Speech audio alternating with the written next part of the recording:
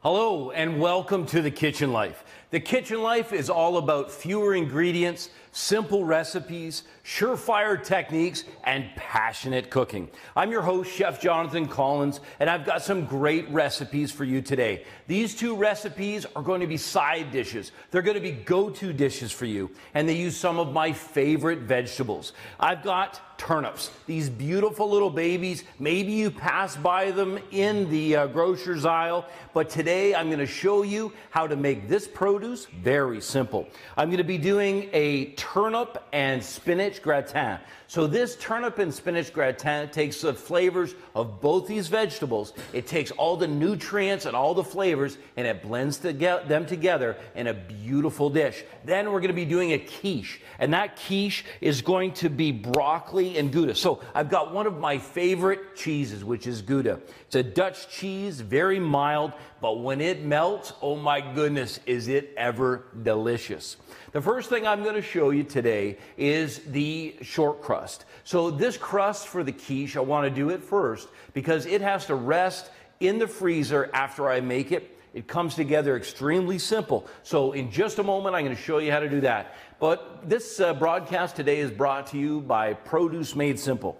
And one of the things that I love about Produce Made Simple is you can go to that website, producemadesimple.ca, and you can find any vegetable or fruit that you found in your grocery aisle or the local market. You can go there, type in that name, and you will find a recipe that'll complement it beautifully. So without further ado, let's get started with this short crust. The first thing we're going to do is start with a food processor. So you can use your hands if you want. You can use a cutting tool and cut it in.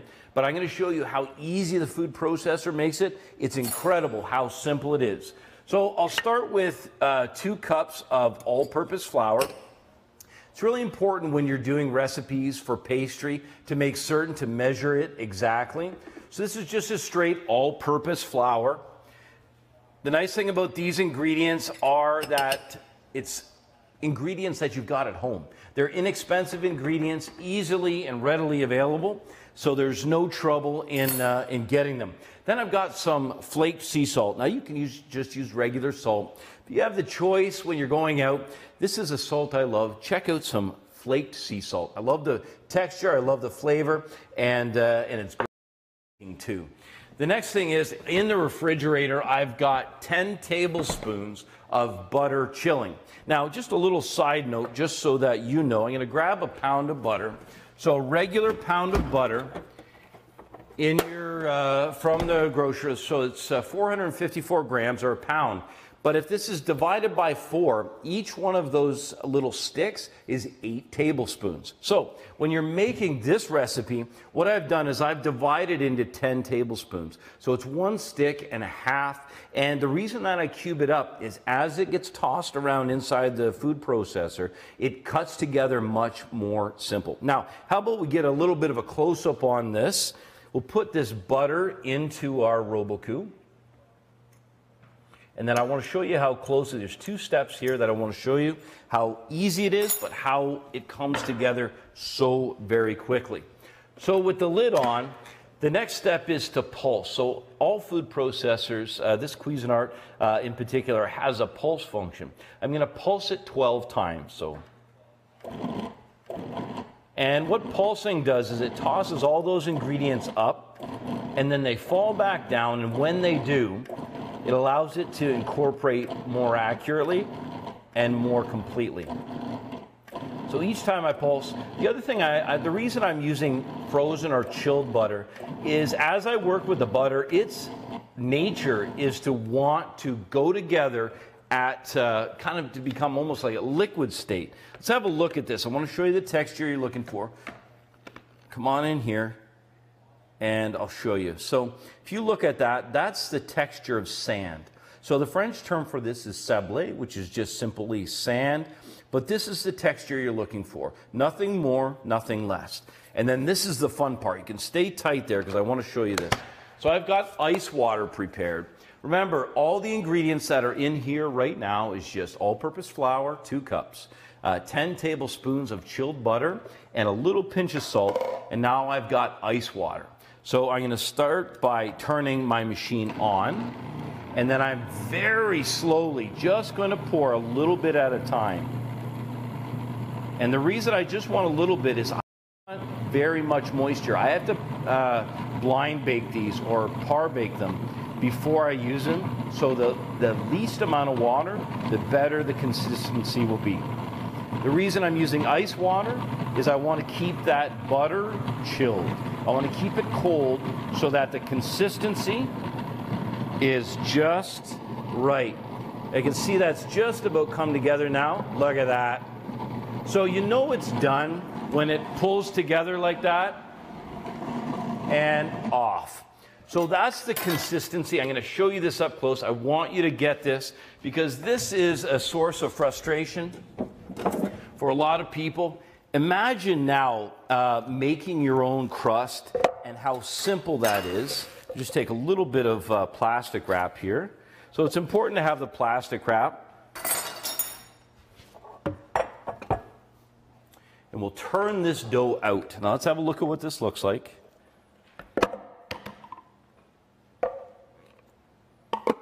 Set that aside. And I'm just going to bring that together. It feels great. The texture is quite nice. Any of those little bits, watch. I'm just going to pick them up like this. Perfect. And then I'm just gently going to just kind of fold this just so the composition is complete. So it's nice and soft and round. I really don't want to overwork that. And this is also the fun part. Kids love this. I'm telling you, this is something fun to bake with kids. I'm just going to turn over each side of this and then fold in the plastic wrap. I'll turn that over, and then I've got my rolling pin. I'm just going to give that a slight roll. The closer you can get this disc to its finished size, the better it will be. The reason is that this is a delicate pastry. So there's not a lot of gluten here. You've got, there's no development yet. So all that's really holding it together is some butter and that liquid. So that's what you're left with, that disc. And so I'm going to put that in the freezer, and I've got one in the freezer.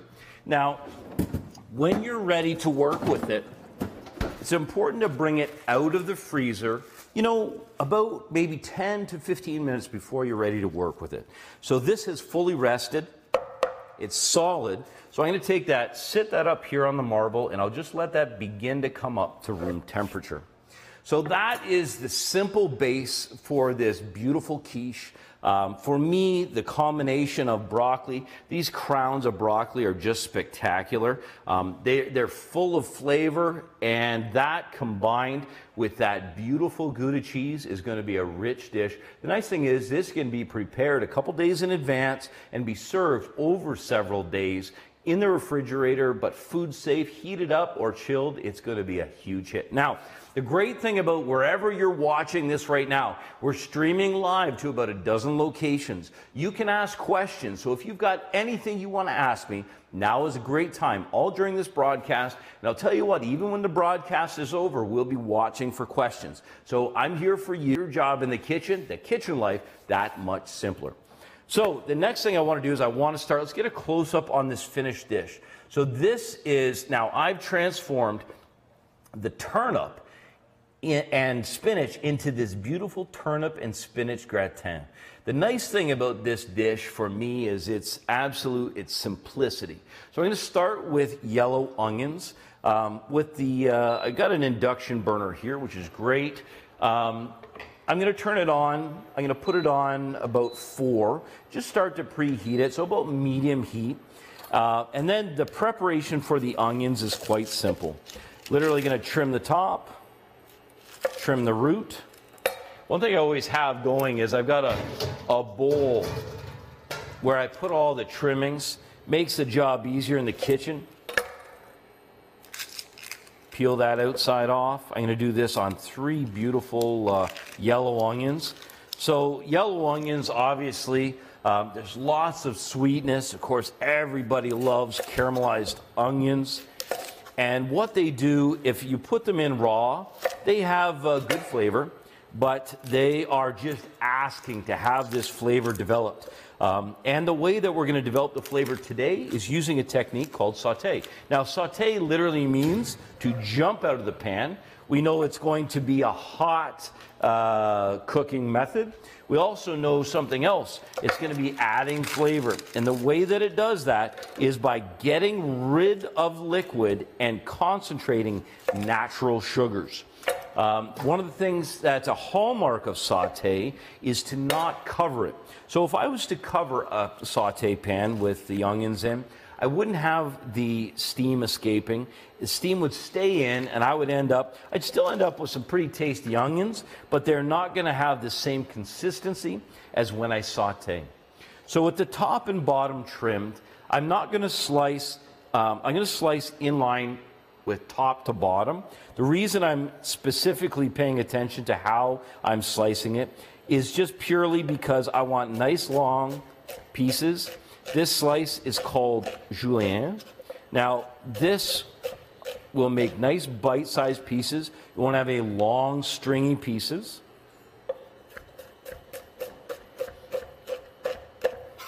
So easy preparation. If you have a food processor, of course, you can do this slicing in your food processor. I'm using a chef's knife, an 8-inch chef's knife. The chef knife makes this job really easy. One thing about preparation in the kitchen, make sure to have a good sharp knife.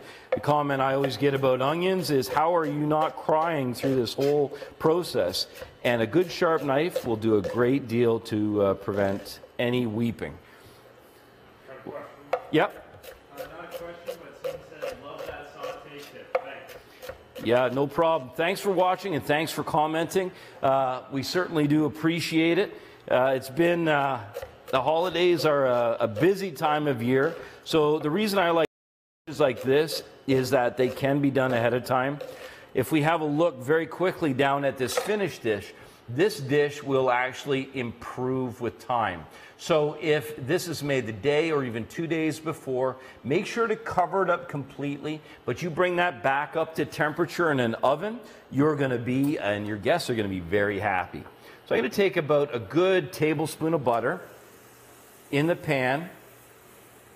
I'm going to let that become a little bit fragrant, and then I'm just going to put a little bit of olive oil in. These flavors go just great together. Onions are going in the pan. And remember, take your time with this. It'll go very quickly, but take the time, get the cuts right. And if you follow these simple steps, you'll find that this recipe will be easy for you to execute. And let's face it, any recipe that's easy to do, you're going to love. So with the onions frying away, I want to talk to you a bit about seasoning. Seasoning at this point is really important. So again, back with the salt. You'll use less if you do it in layers as you're cooking. So salt and pepper. And the nice thing about onions is I don't really have to babysit them. The best thing to do with onions is to wait for the fragrance. Wait for that beautiful aroma of caramelized onions. That will tell me if I keep tossing it over and tossing it over, that's going to keep turning it, and I won't get the caramelization I'm looking for. I want to leave it for a minute now, and then we'll toss it up. So what I did with the turnips, now I gave some serious consideration to how to look at this. For me, turnips are... And just before I do that, let's talk about a common mistake that's made sometimes at the market or in a grocery store. So turnips can grow to be almost the size of a rutabaga. Now, a rutabaga is good roasted, it's good raw. There's so many different applications. This makes soups sing, and it has a waxy coating that the turnip does not have. But let me tell you something, the difference, so I always remember it like this. You know that this is a rutabaga and this is a turnip because most of the time it's bigger, so the ruta is bigger. Get it? Rutabaga. They told me not to tell that joke. I think it's a good one. Remember, the rutabaga, it's bigger. It's generally always bigger. But even if they are the same size, you can see there's a definite difference. This is quite firm. very hard, always with the wax coating. And the turnips, whether they're these nice smaller ones or larger ones, they're going to have the same flavor, same texture. I like these because the way I'm going to cut them right now, they are going to be like bite-sized pieces.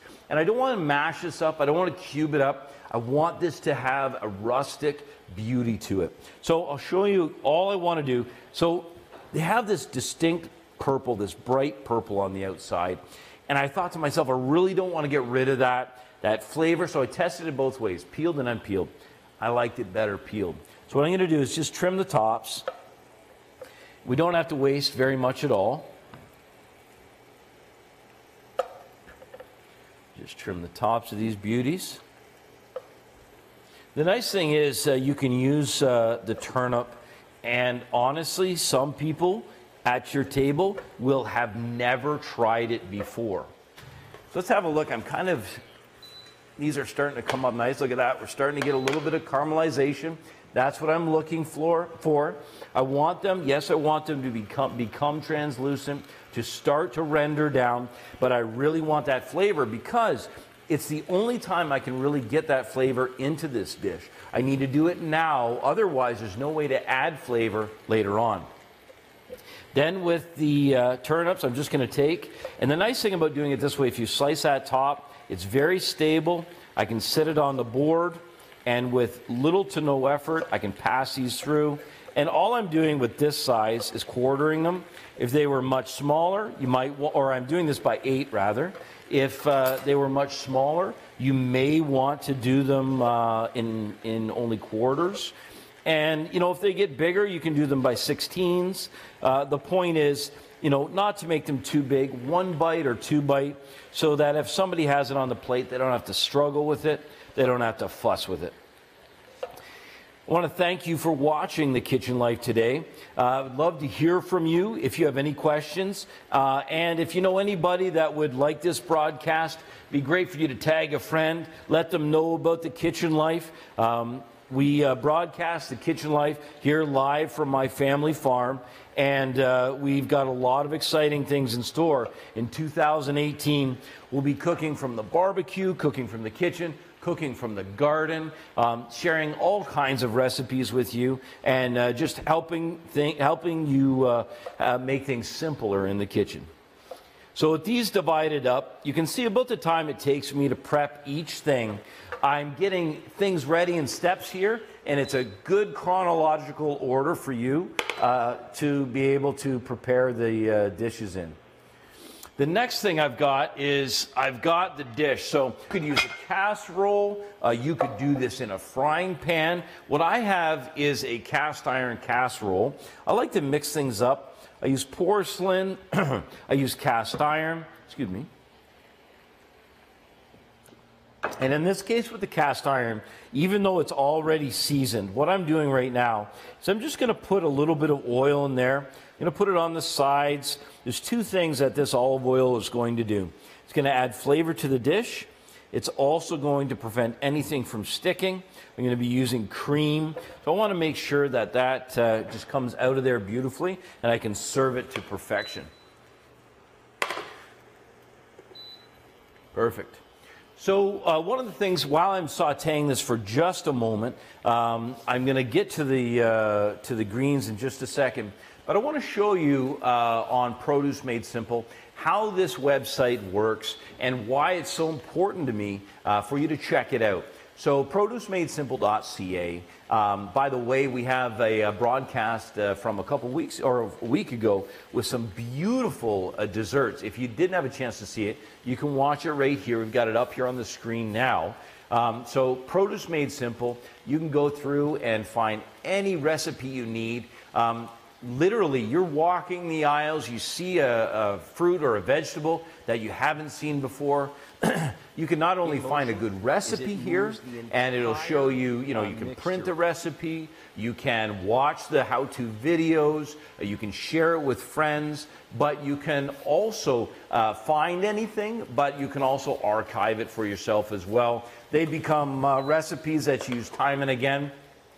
I know myself, before we do recipes, we prove them at least 3 or 4 times, making sure that they're right. The other thing you can do is you not only learn about the recipes, but you also learn about the fruits and vegetables themselves, where they're grown, how they're stored, and any of those questions, Produce Made Simple is the place to go.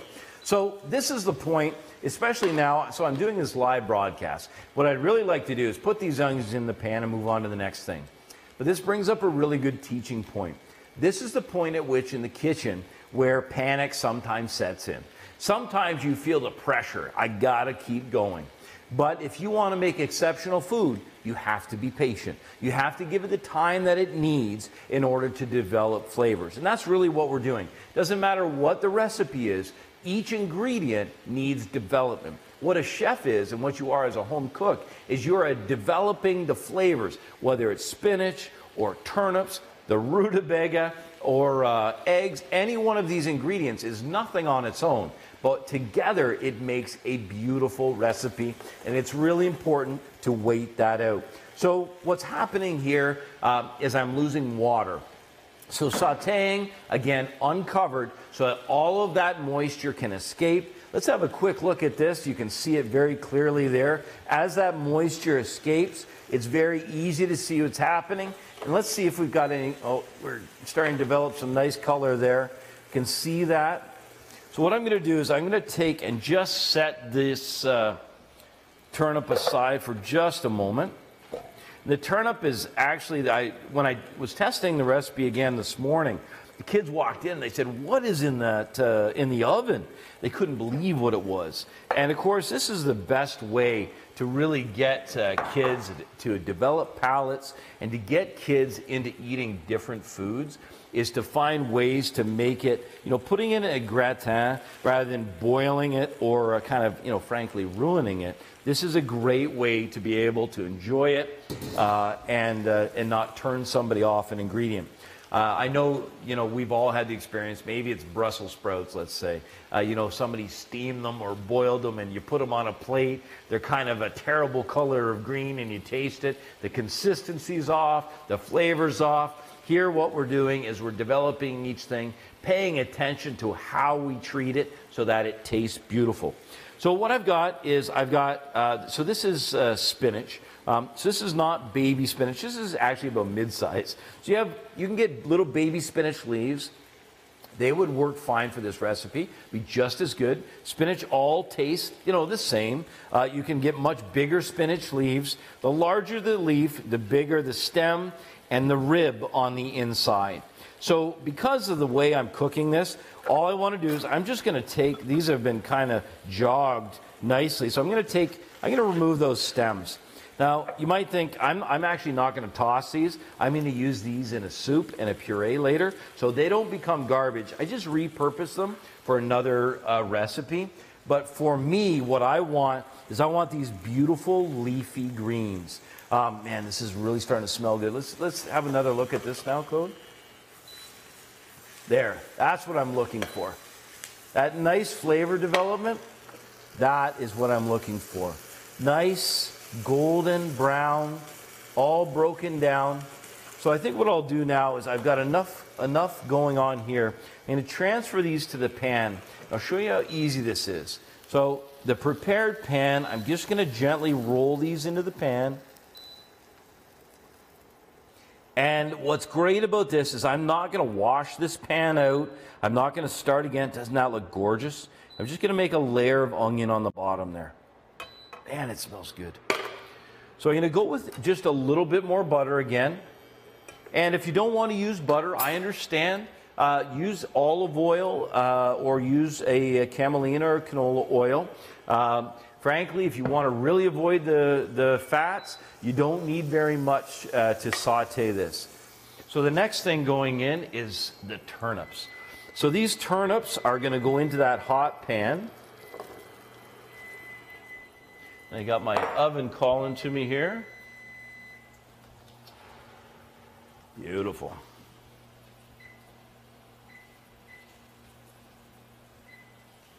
And all oven calling to you is always a good thing. So remember, again, the principle, a little bit of seasoning, and I do mean a little bit of salt. And then what I'm going to do is I'm going to give these a little bit of a coat. If you don't want to toss them like I'm doing there, what you can do is just use a pair of tongs, move them around, make sure they're coated with that fat, whatever you're using in the pan. And then I've got some fresh thyme. I love fresh thyme. And anything earthy like the root, so a turnip is a root. This time of year in particular, it just absolutely loves this. So I'm going to put some fresh thyme in. You know, great ways to get flavor into recipes is the use of fresh herbs and spices. In this case, oh man, it smells so good already. Beautiful. So right now, if you happen to just be joining us, I'm working on a turnip and spinach gratin. Now, gratin is just simply talking about how it's finished. So you know, notice it's nice and crispy and gratiné or broiled on the top. So what that means is you're going to have a ton of texture. So when you break down inside that gratin, it's going to be creamy and rich on the inside, but you have that nice crisp crust on the top. That's cheese and cream and some of these vegetables that have been nicely toasted. Now you could put all these ingredients just in a pan and roast them up, and it would taste good. But the nice thing about doing this is you're layering them and you're layering the flavors, and I love that. I'm just checking on that dough. It's just fine. So I'm sauteing these away. Now remember to preheat your oven. It's really important to preheat the oven. So 350 degrees in a convection oven. Make sure that the rack is placed in the center of the oven. You'll get better convection if it's placed in the center. Make sure it's fully preheated because all of our recipes are timed with a preheated oven. Really important to do that. As I was saying, you should definitely check out, if you have a little bit of a sweet tooth, check out our broadcast from last week on Produce Made Simple, where you'll find two recipes. One, I think, around here has collectively, I've made it again. It is now kind of an all-time favorite. It's a ricotta cake with raspberries. It's absolutely phenomenal. So let's have a look in the pan here. I want to show you what we're looking at, what I'm looking for. This is started to saute nicely now. Starting to get some nice color in here. And again, this is a point at which you don't want to rush. Turn that up so you can see it. And I'll bring that in so you can see it. Nice. So now these are going to go into my pan. So you see what I'm doing here? I'm building these incredible flavors. Building all these beautiful ingredients together. And the nice thing, again, same pan. I don't have a whole bunch of pans on the stove, which means I don't have a whole bunch of pans in the dish sink either. So a little bit of butter one more time. Again, make sure that the fat, whatever you're using, butter or olive oil, make sure it comes up to temperature. And now we're just going to take the spinach, and I'm just going to slice this big bunch in half. That way, if the leaf does stay together, I'm not going to have a person where they're taking a bite out of the spinach, and it's more like spaghetti, a great big long piece. I want to make sure it's bite-sized pieces. So you can see that pan is smoking nicely, and in goes the spinach. Oh, as soon as it hits the pan, it just literally screams flavor. The color is beautiful, and one of the things you could do at this point is actually to cover it, and that's called wilting. And I've got a hot enough pan here that what I want is I want that steam, that liquid, to escape very quickly. So I'll just stay with it and make sure that it's all in the pan. I'll turn it over once. Once again, here we go, a little bit of seasoning, so a tiny little bit of salt. Of course, salt will bring out some of the liquid, and a little bit of pepper. And the key with spinach when you're cooking it for a recipe like this is to make absolutely certain to get all the liquid out of the spinach. So when you get the liquid out of the spinach, it means that it doesn't have to escape from the casserole. It's also concentrating those flavors. So as all of these, let's have a quick look at this. You can see, I want you to see the different kind of phases of sauteing or wilting spinach. So when I started, the volume was here, and it's shrinking and shrinking and shrinking. You can see that liquid, and that's concentrating flavor. So I'm just going to continue to reduce that and reduce that and reduce that until it's almost dry in its consistency. And believe me, it won't be dry when we're cooking it, because we're going to light it up with that beautiful Gouda and with the cream as well. So the Gouda cheese is, as I said, it's a very nice, soft, kind of fragrant cheese. And I'm just going to take and peel it. I've been eating this for a long time. So my mom's mom and dad were from Holland. So I ate a lot of Gouda cheese growing up. So I'm just going to peel the outside off. And you can get this spiced. My Opa always had spiced. I like the spiced as well. It's good for this application. You can see that's coming up nicely. Now, you could shred this, but what I want to do is I essentially want to make ribbons of this. So this is going to be for my, my broccoli and cheese. So I'll come to that in a minute so we don't confuse the two. And I'll finish this one so we have it completely done. Now, if you're just joining us, I already started the quiche, and I did that by starting with the dough. Now, I put the one I prepared, in the freezer. This one I've got coming up to just room temperature. And then I'm holding on that recipe, shifting to this beautiful one where I'm using spinach and I'm using beautiful turnip. Now, behind the scenes here, I have my family. So if you hear me talking to Dakota or Bailey or Megan, they're part of my team today. If you have any questions, by all means, let me know. We're monitoring all the different channels. And if you have any questions afterwards, you can just simply send it to info@collinscuisine.com. And we'll be sure to answer you. Get your responses back as soon as we can. If you have any questions, even over the holiday season, if you have any holiday emergencies, you know who to email. So this now is what I am looking for. I'm going to bring this up so you can have a look at it. I've sauteed that until it is virtually dry. Now that's really important. Now you may hear me say time and again, repeating myself here on The Kitchen Life, but that's because I understand it takes over 7 times hearing something for you to commit it to memory. And I really want you to commit these techniques to memory. Now, this is that point at which I'm just going to take my time. I'm going to arrange this. Look, are you looking at this? Look at these gorgeous ingredients. I wish you could smell this, because smelling the ingredients is such an important part of enjoying them.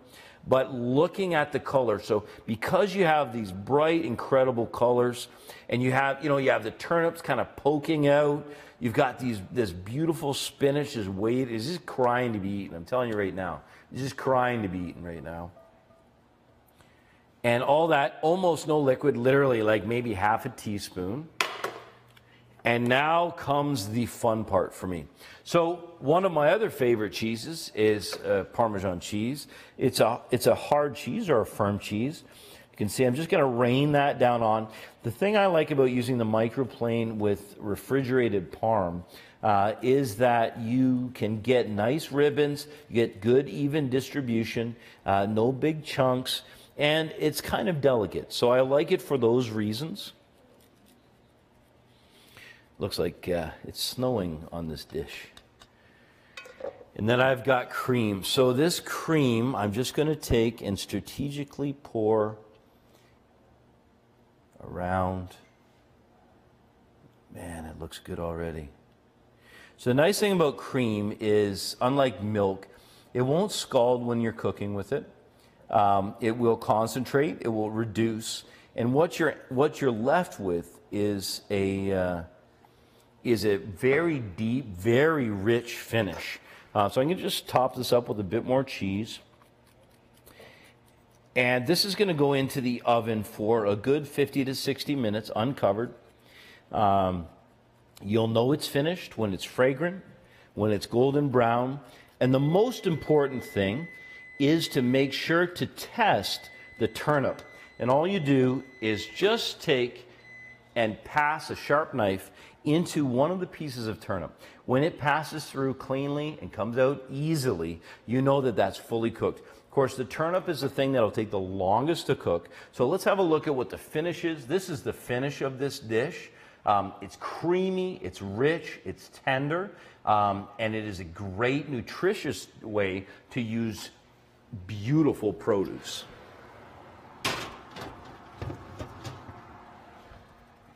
Now, I've got a dish I'm going to bring out and share with you. This one's cooled off enough here. I'll set it here.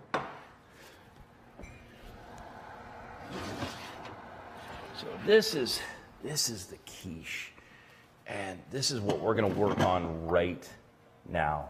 So it's broccoli, it's Gouda, it's a really nice combination of flavors that are both rich and also very fresh. So the flavor of broccoli is very bright. When you eat it raw, of course, there's a nice crunch, great flavor. But again, what we're going to do with it is we're going to saute it. And by sauteing it, we're going to develop some flavor. So let's get started on that recipe. The first thing I want to do, I'm going to test and see if that dough feels like it's just pliable enough that I can work on it. What I'll do is I'm just going to get some shallots on. I'm doing the same thing. I'm trimming the top and bottom. And then and I'm going to do the same treatment as the yellow onions. Slice them to make sure that they're all uniform size. Shallots are very nice because they're very fragrant. In just a few shallots, they pack a huge flavor punch. There's tons of flavor in shallots, and I always have them on hand. The nice thing about all of these ingredients today is they hold very well in the refrigerator, in their raw state and after they're cooked. And that means a lot to me as well because that's simple. I know around my house, people are always looking for food. So if you have a leftover you can heat up, that's perfect. Yes, Bailey, question? Nicole said, do you use 35% cream or can you use a lower fat version? Do you need to use cream or would a bechamel be any healthier? How might that affect the flavor? So great question, Nicole. Thank you. A bechamel as a base uses butter and flour, and then you can use milk. So 1 milk to 75 grams of butter and 75 grams of flour. Now, a bechamel is, in terms of health, has less fat than 35% cream. We're using 35% cream here. And it will have essentially the same results. A little bit more time involved in the bechamel, but a bechamel is one of the base sauces. I love bechamel. I would say the fat content is slightly less with the bechamel. The taste, it's going to taste a little bit better with the 35% cream. So if you want to replace the 35% cream with something that's a little lighter, here's the recipe. Bechamel is very simply butter and flour together in a pan, melted and whisked until fragrant. Then put in 1 liter of milk. Turn the heat down, whisk that, and as that begins to thicken, that will be your bechamel. A little bit of salt and pepper and a little pinch of nutmeg if you'd like, but that will make a great base for this as well. Great question, Nicole. Thank you for watching. Thank you for watching The Kitchen Life. I'm going to turn my pan back on, and I'll just slice these up. So you'll notice each time that I go to do an action, I make sure in this case, before I started slicing, turn the pan on so it's ready to go for me. I don't want to put any product into the pan cold. I want to make sure that it's roaring and ready to go. I was very fortunate enough to get these beautiful crowns of broccoli. I love the tops, the stems. The stems, of course, with broccoli are something very special because you have the broccoli flavor all the way through. So even though I'm going to be trimming this today, the whole broccoli, this part for me, in a lot of cases, as a matter of fact, even in this case, so in a quiche, You typically want bite-sized pieces, so that's why I'm going to be trimming this today. But if I was going to roast these whole, I would simply take that and literally just run my knife down the side like that and then split that. I love showing the whole profile of the broccoli because it's so beautiful. Yes, Bailey, another question. Nicole said, thanks for the answer. She said, sorry to ask him, but could you use a lower fat cream? You could also use a lower fat cream instead of 35%. You could use half and half. The thing about the half and half is it won't give you quite the nice viscosity, the nice thickness, the nice richness that 35% will. It's the fat that's in the 35% that makes it so rich, and when you concentrate it, it just tastes absolutely beautiful. So if you want to go lighter, use half and half. You could use half and half in milk, and I'll tell you what, when we upload these recipes just after the broadcast, I'll make sure to put that lower fat option in to be able to use half and half in milk. We'll make sure to have that in there for you, Nicole. Thanks for watching. Great question. Okay. Oliver Barch says, I think you know what you're talking about, Chef. Oliver Barch. Okay, so quick little segue. I got to say hello to a great chef. Oliver, thank you for watching. Great chef and good friend. A man that I learned a lot in the kitchen from. So if he's taken 5 minutes to watch this, I'm extremely grateful, sir.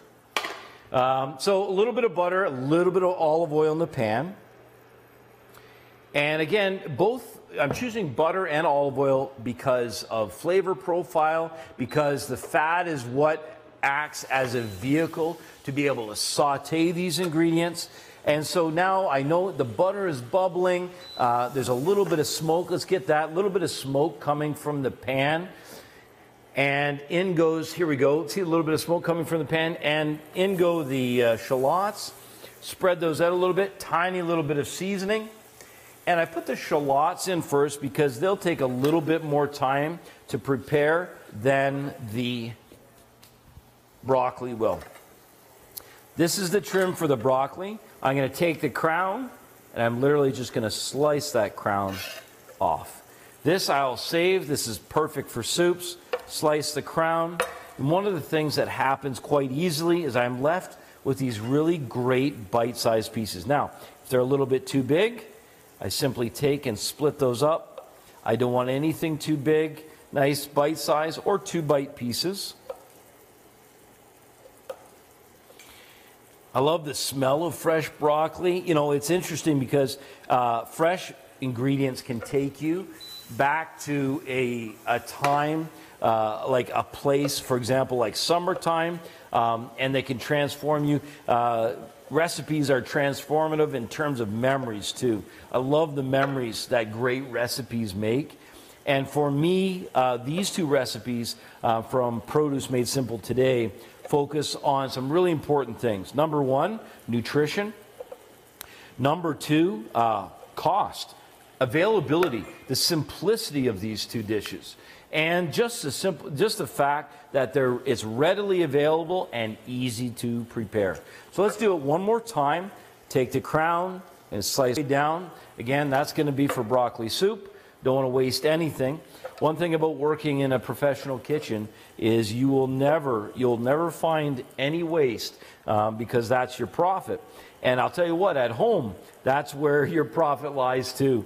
So hang on to those leftovers, turn them into soups, and make the very best of all these great, incredible ingredients. I know for myself, in season, it's so nice to buy locally, and out of season, you're always supporting local farmers, and that's really important to me too. So with this all divided, all roughly the same size, you'll know if you've watched before, I always say the reason we're cutting everything the same size, the reason the French cataloged and made a description for every cut is because they wanted consistency. And the reason you want consistency is for even cooking, even flavor, and so that everything has the same appearance as well. So these shallots are ready. Let's have a quick look there. Shallots are ready. They're nicely, lightly sauteed. Flavor has begun to develop. And now we're going to go in with the broccoli. So the broccoli goes in.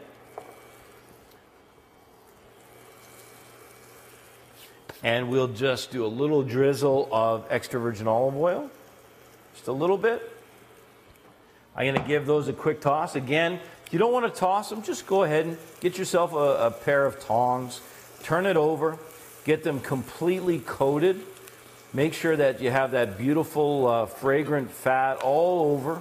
And that'll just accelerate the sauté. I'm going to turn the heat up now. The nice thing about broccoli is they can really take the heat. So I'm going to season this. Again, that's that salt, a little bit of pepper. There we go. And now I think we're probably ready. I'm going to move all of this, and we're going to get our crust ready to par bake. Now, par baking is really important because it allows you to use something that is almost completely liquid. So when you put these ingredients in, let's have a quick look at this. Now this was another one of our test ones, so this last one's going to be a beauty. When you put those wet ingredients in, what happens is it wants to make the bottom completely soggy. So when you par bake, you end up getting rid of as much moisture as absolutely possible, which is really important. So a little bit of flour. And we'll put that on the countertop. Again, we're just using the same all-purpose flour. And I know that this is ready. This is tactile. It's pliable. If I press on that, it's too hard. You want to wait just a little longer.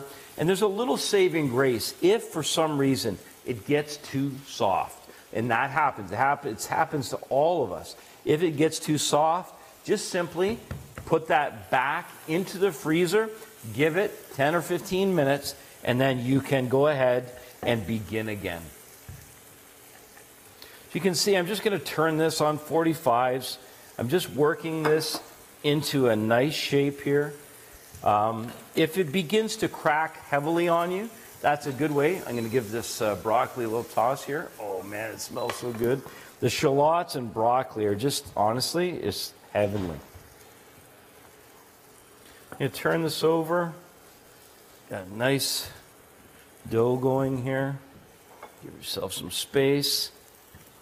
So if it begins to crack really heavily at the edges, that's a sign that it is too cold still. And if you can't handle it and it becomes in your hands like it's not pliable, then you've probably waited a little long. Maybe it got heated up on top of the surface of the counter. Don't get stressed out about it. Just simply put it back into the freezer and you'll be able to handle it again before you know it. Little side note here, I'm just thinking as I do this, great way to incorporate good flavor into a crust. We can do it right now. I'm going to turn this down. Man, it smells good. You can take something like parm, and you can just grate that right into the crust. Look at that. This is a great time to do it. Levels of flavor. And I'm just going to roll that in. And now I'm going to make sure that this is just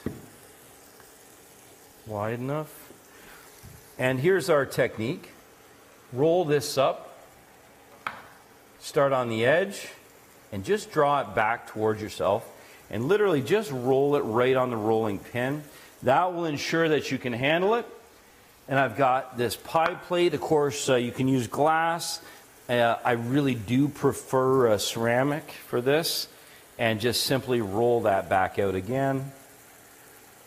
Perfect. And then we'll just tuck these sides down. This is a part where you just want to be kind of gentle. Remember our saying here at the Kitchen Life, slow is smooth and smooth is fast. So if you just take your time here, this is a time where you just want to not rush it.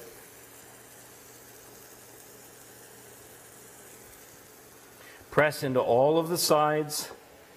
And you can, this is a time where you can decide, you know, how thick do I want this crust? Do I want this to be super light and delicate? Do I want to have something a little more rustic and thick?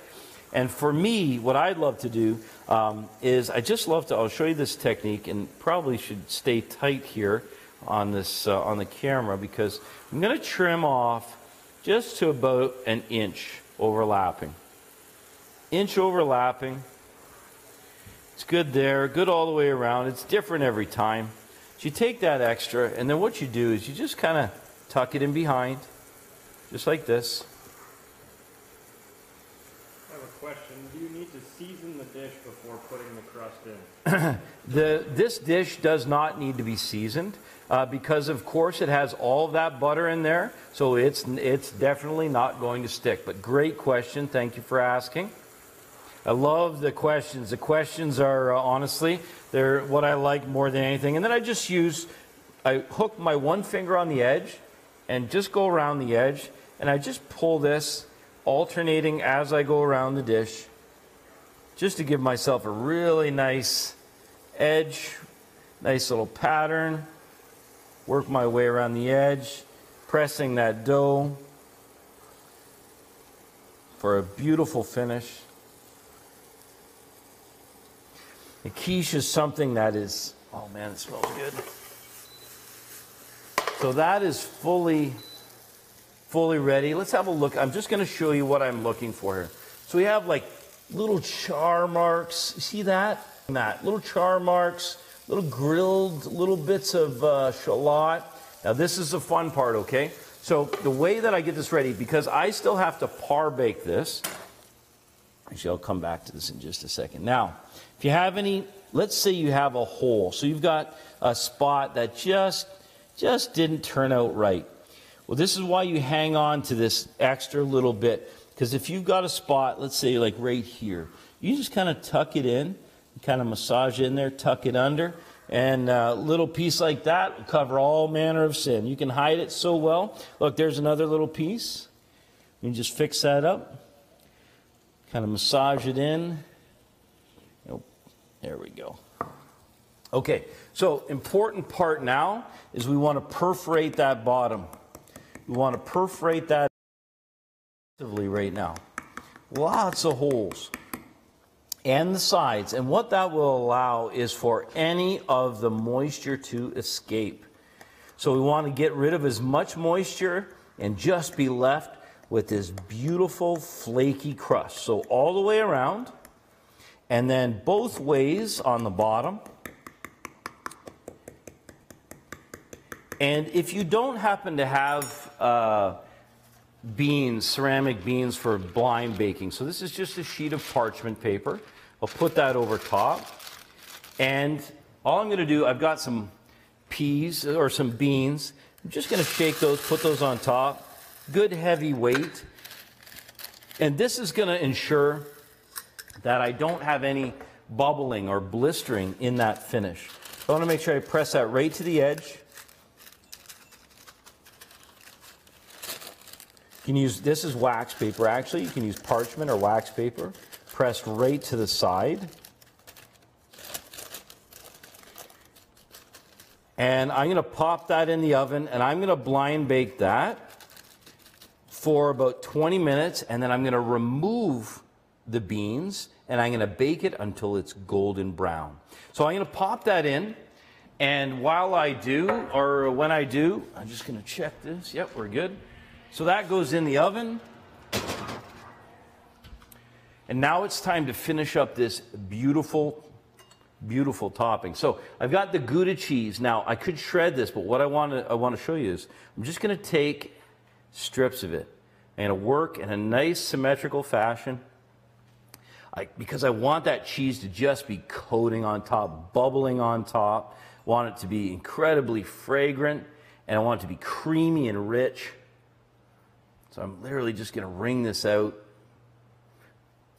The cheese slicer gives me just perfect sized slices, evenly portioned all the way around.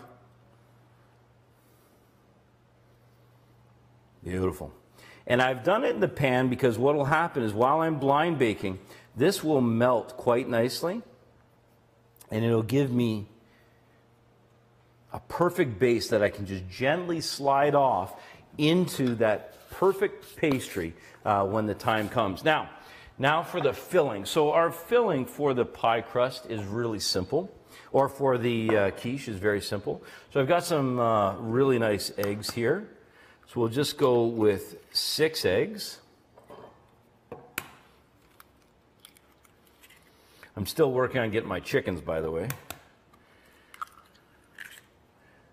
One of the, in the broadcast in the new year, we'll be out in the barn, and my idea is I'll take the chicken from the eggs from the coop, and I'll make something right out there. There we go. And now what I've got is I got 1 cup of milk and 1 cup of cream. So this is a good balance of 35% cream and 2% milk. So to Nicole's point earlier, this is a little lighter because of the addition of milk. And I'm going to whisk this up. Of course, eggs are God's perfect little miracle in the kitchen and in baking, whether it's savory or sweet. I absolutely love eggs. And then to finish that, the last thing I want to show you is the chives. So chives just have this beautiful relationship with eggs. They love eggs. Chives are so fragrant and so beautiful. They're bright and fresh. And I just wanted to show you how to cut them without having any struggle with them. So just going to clean my knife here very quickly.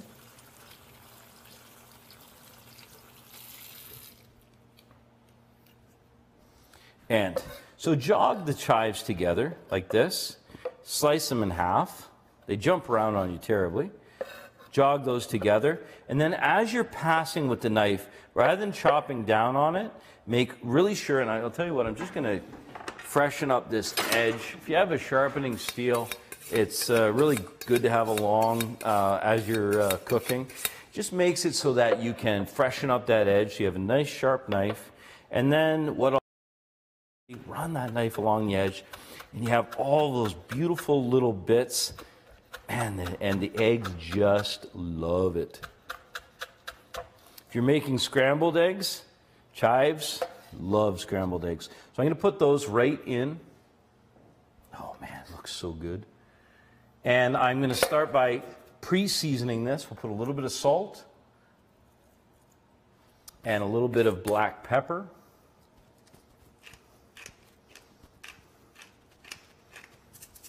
There we go.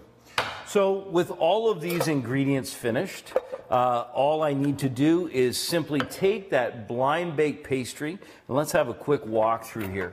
So I literally, when the pastry comes out, all I have to do with it at that point is put this in gently into the pan and then pour the mixture over top and bake it until it's golden brown. It'll take about 30 to 40 minutes. Now listen, the kitchen life, as I said when we opened, is all about fewer ingredients, and I know you saw that today. It's always 4 or 5 key ingredients plus a little bit of seasoning. It's all about simple recipes. So you've learned a lot of really great techniques today. We talked about sauté. You learned how to make a really nice dough. We're baking a quiche. We're making a casserole. These are side dishes that are easy to make because often you have things like milk or cream around the house. You always have flour. So whatever vegetable you have, you can make a beautiful quiche and showcase it in there. Or, you know, for the this beautiful gratin, you can imagine that any vegetable would just love that environment. So it is with great pleasure I just say thank you once again for watching The Kitchen Life, for joining me today here at our farm, and for being part of this this great story. Listen, from my family to yours, we wish you a very, very Merry Christmas and a Happy New Year. Thank you for watching, and we'll see you in 2018. You can get these recipes in about an hour on producemadesimple.ca. You will love them.